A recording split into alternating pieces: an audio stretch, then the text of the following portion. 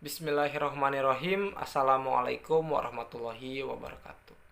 Perkenalkan, nama Ajang Indra Nurjaman, NPM 192191127 Universitas Siliwangi dari kelas 2D Pendidikan Jasmani. Di sini saya akan mencoba memaparkan atau mengurai atau menganalisis proses dan kondisi belajar gerak untuk memenuhi salah satu tugas mata kuliah teori belajar mengajar motorik. Di dalam mengurai dan menganalisis proses dan kondisi belajar gerak, di dalamnya itu yang pertama ada proses belajar gerak dan yang kedua ada kondisi belajar gerak. Yang pertama, belajar gerak. Belajar gerak merupakan sebagian dari belajar secara umum dan juga belajar gerak mempunyai sebuah tujuan tertentu. Apa sih tujuannya? Tujuannya adalah untuk menguasai berbagai keterampilan gerak dan mengembangkannya agar keterampilan gerak yang dikuasai atau bisa dilakukan untuk menyelesaikan tugas-tugas gerak untuk mencapai sebuah tujuan tertentu. Misalnya di dalam belajar gerak keolahragaan, pelajar berusaha menguasai keterampilan gerak yang sesuai dengan macam cabang olahraganya dan kemudian memanfaatkannya agar keterampilan gerak tersebut bisa diterapkan dan bisa dipakai dalam bermain, berlomba ataupun bisa bertanding olahraga. Proses belajar yang bertujuan untuk menguasai gerakan keterampilan berlangsung dalam 3 tahapan atau 3 fase. 3 fase belajar gerak menurut Fitch dan Posner, yaitu yang pertama ada fase kognitif. Fase kognitif merupakan tahap awal dalam belajar gerak keterampilan. Di sini pelajar berusaha untuk memahami bentuk gerakan yang dipelajari, kemudian mencoba untuk melakukan berulang-ulang dan terus mencoba.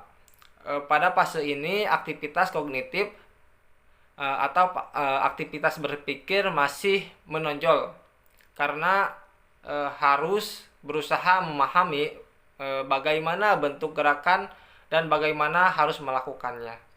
Pada saat pelajaran mencoba berulang-ulang melakukan gerakannya masih sangat dipengaruhi oleh pikirannya.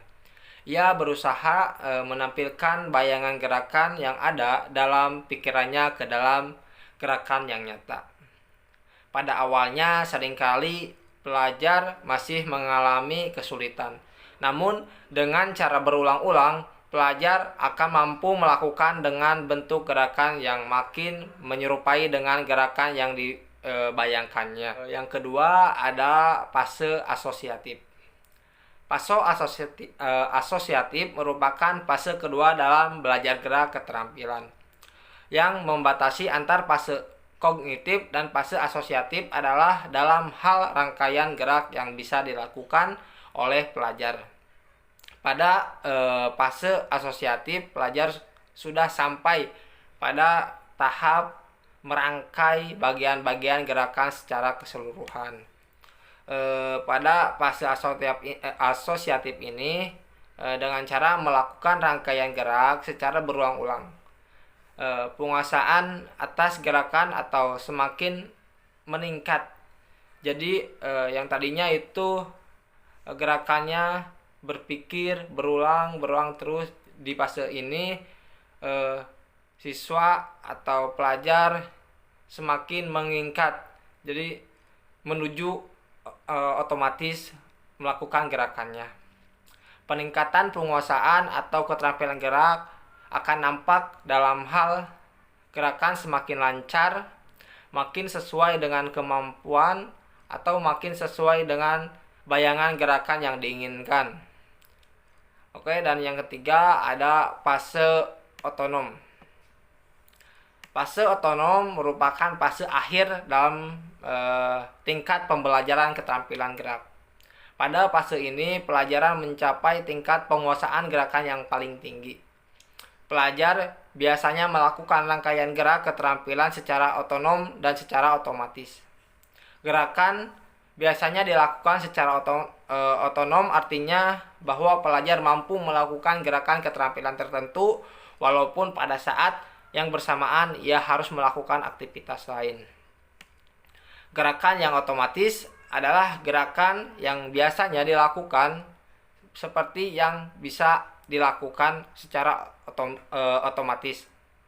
Adalah gerakan yang bisa dilanjutkan seperti yang dihendaki walaupun ia tidak memikirkan unsur-unsur bentuk gerakan yang ingin dia lakukan. Misalnya pada mainan sepak bola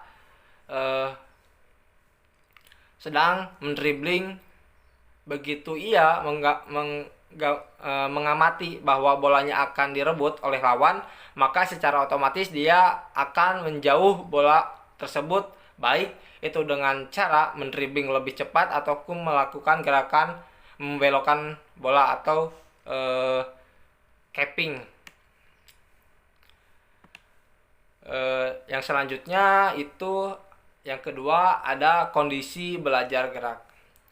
Kondisi belajar gerak adalah suatu keadaan yang diperlukan agar proses belajar gerak dapat berlangsung ke arah pencapaian atau tujuan yang diinginkan. Keadaan yang diperlukan itu meliputi keadaan yang perlu ada pada diri pelajar dan keadaan yang ada di luar diri pelajar. Kondisi belajar gerak meliputi kondisi internal dan kondisi eksternal. Kondisi eksternal masing-masing meliputi beberapa kondisi. Yang pertama ada kondisi internal. Kondisi internal adalah keadaan pada diri pelajar yang diperlukan secara selama proses belajar berlangsung, selama proses belajar gerak.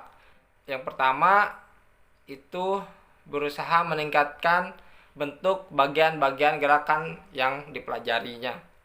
Yang kedua, berusaha meningkat urutan rangkaian dari bagian-bagian gerakan keterampilan secara keseluruhan. Yang kedua ada kondisi eksternal.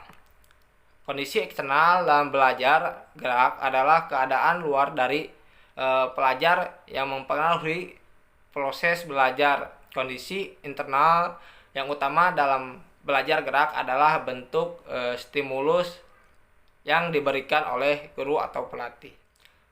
Sekian pemaparan materi dari saya. Mohon maaf bila penyampaiannya terbata-bata. Wabillahi taufiq wal hidayah. Wassalamualaikum warahmatullahi wabarakatuh.